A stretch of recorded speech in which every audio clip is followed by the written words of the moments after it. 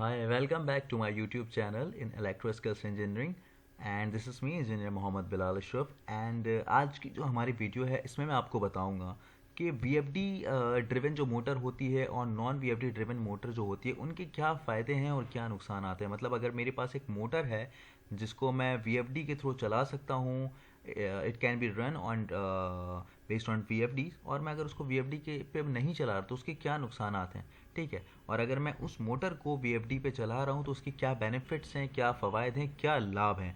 तो इस वीडियो में मैं इन सारी चीज़ों को कवर करूँगा। सो आइए बने रहिए मेरे इस चैनल में। और आगे बढ़ने से पहले अगर आप लोगों ने मेरे चैनल को सब्सक्राइब नहीं किया है तो मेरे चैनल को सब्सक्राइब कर लें और साथ बने बेल आइकन को प्रेस करें ताकि आइंदा आने वाली तमाम वीडियोज़ की नोटिफिकेशन आप तक मिल सके। आए चलिए मैं आगे आपको बताता हूँ।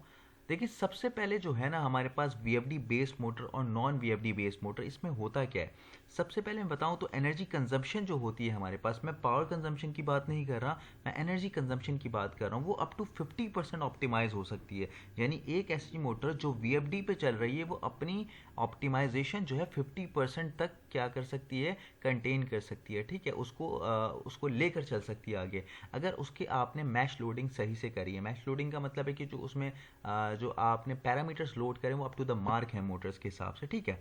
अब विदाउट VFD जो मोटर होती है उसकी एनर्जी एफिशिएंट बिल्कुल पुअर होती है, ठीक है। वो इतना इफेक्टिवली एफिशिएंटली काम नहीं कर सकता क्योंकि उसके पीछे ड्राइव नहीं कनेक्टेड होती। सेकंड पॉइंट मैं एनर्जी एफिशिएंसी के हवाले से बताऊंगा, वो है रिड्यूस पावर कंजम्पशन। VFDs जो होती हैं पावर की जो रिडक्शन है उसको मेंटेन करती है, यानी कि रिड्यूस कर देती है power consumption during periods of low demand. यानी मान लीजिए आपकी एक मोटर 2700 RPM पे चल रही है, ठीक है, लेकिन अगर ऐसी डिमांड आती है जब आपको मोटर 2700 RPM पे नहीं चलाने, आपको उसकी हाफ चलानी है, 1300 1350 RPM पे आपने चलाना है, तो अब क्या करेंगे, आपकी जो VFD है उसको 2700 के बजाय 1350 के RPM पे चलाएगी, उसके लोड को कम कर देगी। तो जब आपकी डिमांड आई तो वो लो डिमांड पे उसको चला सकती है।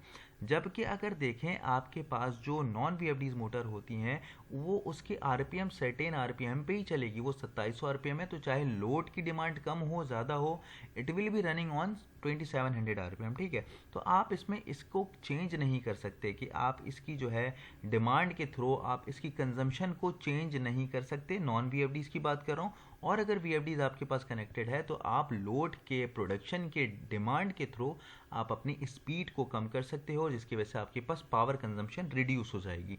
अब क्या होता है, जो VFDs होती हैं उसमें जो हीट कंजम्पशन या हीट डिसिपेशन होती है वो बहुत नेग्लिजिबल या इग्नोर कर सकते हैं, बहुत लेस होती है। लेकिन जो नॉन VFDs मोटर होती है उसमें एक्सेसिव हीट जो है जनरेट होती है। क्यों होती है? Due to inefficient energy use. हमने ऊपर देखा कि इसकी जो एनर्जी एफिशिएंट होता है वो इतना कोई ख़ास नहीं होता है, जिसकी वजह से क्या होता है उसमें एक्सेसिव हीट जनरेट होती है। अब इस एक्सेसिव हीट जनरेशन से क्या होता है, हमारी जो लाइफ स्पैन होती है मोटर की वो रिड्यूस हो जाती है, और जो मेंटेनेंस कॉस्ट होती है या आप फ्रीक्वेंसी ऑफ मेंटेनेंस वो इंक्रीज हो जाती है, ठीक है। आगे बढ़ते हैं तो मोटर प्रोटेक्शन एंड रिलायबिलिटी आ जाती है। ये भी बहुत इंपॉर्टेंट पॉइंट है।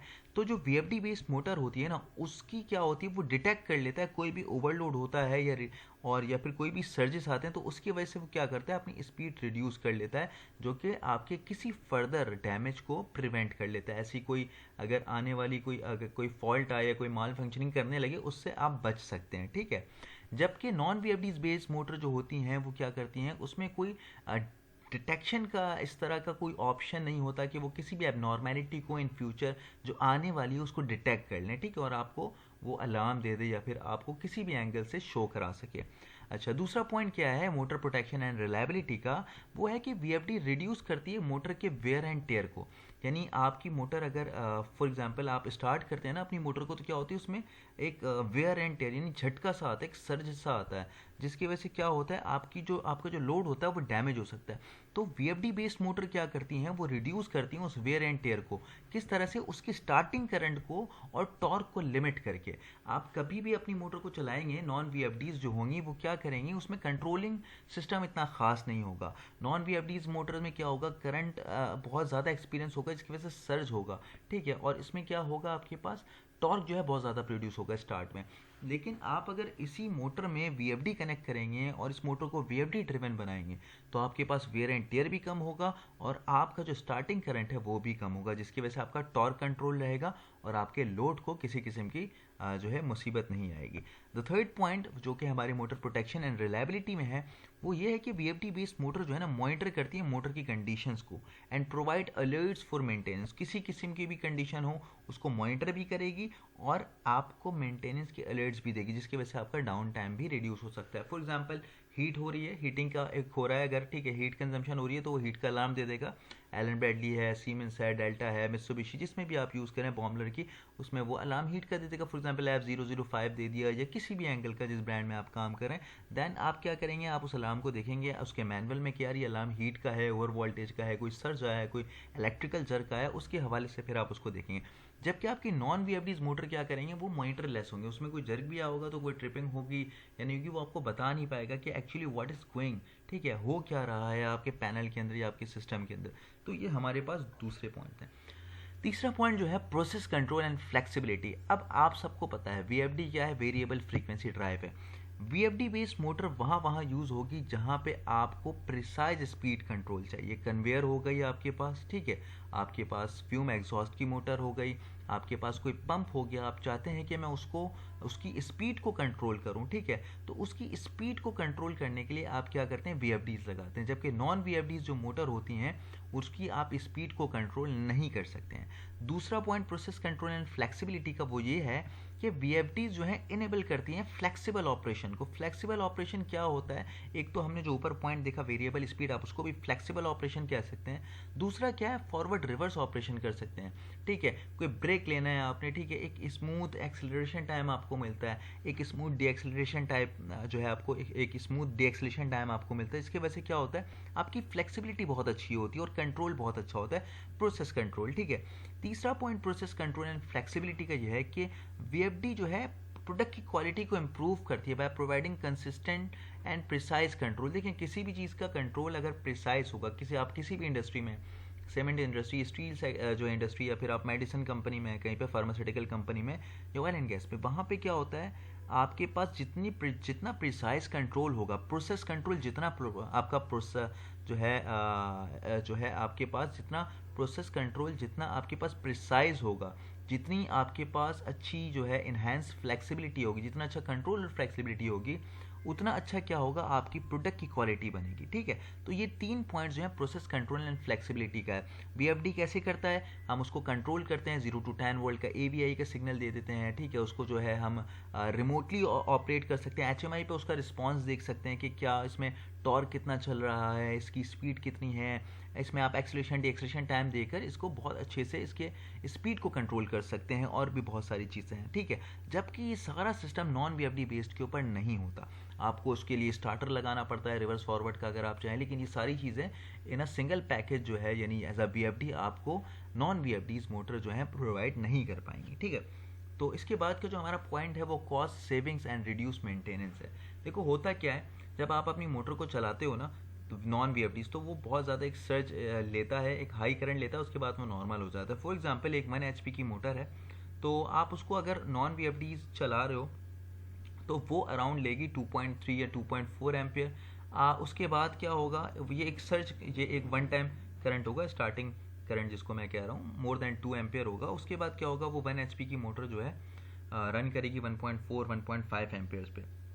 लेकिन यही मोटर अगर आप वीएफडी के थ्रू चलाओगे 1 HP की, तो ये लेगी maximum 0.9 ampere to 1 ampere. Starting current भी इतना नहीं लेगी और ये स्मूथली आपको लेकर चलेगी थ्रू आउट द टाइम। तो क्या होगा, इससे आपके पास कॉस्ट सेविंग होगी, ठीक है। और दूसरी चीज़ जो है, यानी फर्स्ट जो मैं यहाँ पर बताना चाह रहा हूँ वो क्या है, VFD can extend motor life by reducing wear and tear. जब आपकी मोटर में सडन एक स्टार्टिंग करंट इतना ज़्यादा हाई नहीं आएगा, जिसको हम इनरश करंट कहते हैं, तो आपके पास क्या होगा, मोटर जो है ना, जिसको मैं कहूँगा वेयर एंड टेयर, झटके से स्टार्ट नहीं होगी, ठीक है, स्मूथली स्टार्ट होगी। जब झटके से स्टार्ट नहीं होगी तो कोई वेयर एंड टेयर नहीं आएगा, स्मूथली स्टार्ट होगी, तो इसका मतलब है कि उसमें मेंटेनेंस कॉस्ट भी कम आएगी, क्योंकि उसके बेरिंग डैमेज होने के, शाफ्ट डैमेज होने की, या कोई भी बॉडी का जो उसका पार्ट है वो डैमेज होने के जो भी खतरा होगा वो कम से कम हो जाएगा, ठीक है। लेकिन मोटर्स विदाउट वीएफडीज क्या करती हैं, एक्सपीरियंस क्या करती हैं, डिक्रीज रिलायबिलिटी, उसकी जो रिलायबिलिटी होती है वो डिक्रीज होती है, कम होती है, due to the increase risk of motor failure. क्यों मोटर फेलियर होता है, by inefficient operation. Inefficient operation क्यों होता है, क्योंकि उसमें आप कह सकते हैं कि स्टार्टिंग का करंट ज़्यादा होगा, ठीक है, फिर वो उसमें एक्सलेशन एक्सलेशन टाइम नहीं होगा। अगर आप मोटर को बार बार चला रहे हैं, ऑफ कर रहे हैं, तो वो बार बार एक जर्क लेगी, मैकेनिकल जर्क होगा उसमें, ठीक है, और inrush current, electrical current draw होगा एंड व्हाट्सोएवर, ठीक है। And the second point is that कि आपकी जो वीएफडीज हैं, यहाँ पे भी इसको वीएफडीज, यहाँ पे भी लिखना भूल गया मैं, तो VFDs can reduce maintenance cost by minimising the need of repair for repairs and replacement. जब वीएफडी होगी, स्मूथ चलेगा सब कुछ, तो रिपेयर और जो है आपके पास मेंटेनेंस की कॉस्ट कम आएगी। क्यों आएगी, क्योंकि आपके पास जब आपकी केबल चल रही है तो केबल में से जो एम्पेयर गुजर रहे हैं वो बहुत ज़्यादा नहीं है, एक नॉर्मल है, तो क्या होगा, आपकी केबल भी सही चलेगी, आपकी जो बेरिंग है उसमें भी कोई मैकेनिकल जर्क प्रोड्यूस नहीं होगा, जो आगे लोड है वो भी सही चलेगी, ठीक है। और विदाउट जो है वीएफडीज मोटर क्या करती है, इंक्रीज वाइब्रेशन, उसमें नॉइस होगी, वाइब्रेशन होगी उन मोटर्स में, चाहे वो पंप हो या कोई और भी चीज़ हो, वाइब्रेशन आपको दिखेगी, कोई जर्क आएगा, ठीक है, नॉइसेस होंगे due to sudden acceleration and acceleration. ये मैं ऑलरेडी आपको बता चुका हूँ। सारे पॉइंट एक जगह जाकर मिल रहे हैं, ठीक है, आपको वो पॉइंट देखना है। इसके बाद तीसरा पॉइंट क्या है, VFDs can lower operating cost by reducing energy consumption and minimising waste. आपको मैंने पहला जो पॉइंट बताया था कि आपकी मोटर को अगर 50% आरपीएम पे चलना है, तो आपकी वीएफडी के अंदर ये ऑप्शन मौजूद है कि यू कैन रन, आप उस मोटर को रन कर सकते हो 50% की डिमांड पे, ठीक है। तो आपके पास क्या होगा, एनर्जी कंजम्पशन भी कम होगी, जिसकी वजह से वेस्ट भी आपके पास कम होगा। जबकि मोटर जो होती हैं, जो नॉन वीएफडी बेस्ड होती हैं, वो क्या करती हैं, एक्सपीरियंस हाई स्टार्टिंग करंट, जो मैं बता चुका हूँ, हाई स्टार्टिंग करंट होगा which can cause mechanical stress. Mechanical stress कैसे होगा, क्योंकि उसकी जो बेरिंग है, उस शाफ्ट है, वो डैमेज हो सकती है, आगे जो लोड कनेक्टेड है, पंप कोई कनेक्टेड है, उसका जो है उस पर कोई इशू आ सकता है, ठीक है, सेंट्रीफ्यूगल पंप खराब हो सकता है, ये कुछ भी हो सकता है, ठीक है।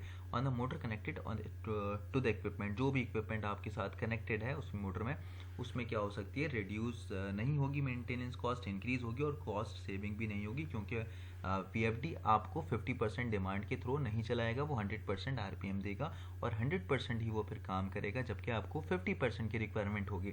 तो ये वीडियो थी जिस पे मैंने कुछ इंपॉर्टेंट पॉइंट्स बताए हैं। मैं आगे अभी आपको इस पर प्रैक्टिकली भी जो है वीएफडी कनेक्ट करके मोटर के साथ दिखाऊंगा, और वीएफडी को जो है हटा कर भी, विदाउट वीएफडी भी आपको मोटर को चलाकर दिखाऊंगा ब्रेकर से 3 फेज पे, और बताऊंगा कि कितने एम्पियर ले रही है विदाउट वीएफडी, और विद वीएफडी कितने कम हो जाते हैं एम्पियर, टॉर्क कैसा रहता है, कंट्रोल कैसे कर सकते हैं, आरपीएम कैसे कंट्रोल करेंगे, एक्सेलरेशन डिएक्सेलरेशन टाइम कैसा है, स्मूथनेस कैसी है। तो आई होप आप लोगों को मेरी वीडियो अच्छी लगी हो। चैनल पसंद आए, वीडियो पसंद आए तो चैनल को सब्सक्राइब करें, वीडियो को लाइक करना ना भूलें, और अगर वीडियो अच्छी लगी तो कमेंट ज़रूर करें। Thank you.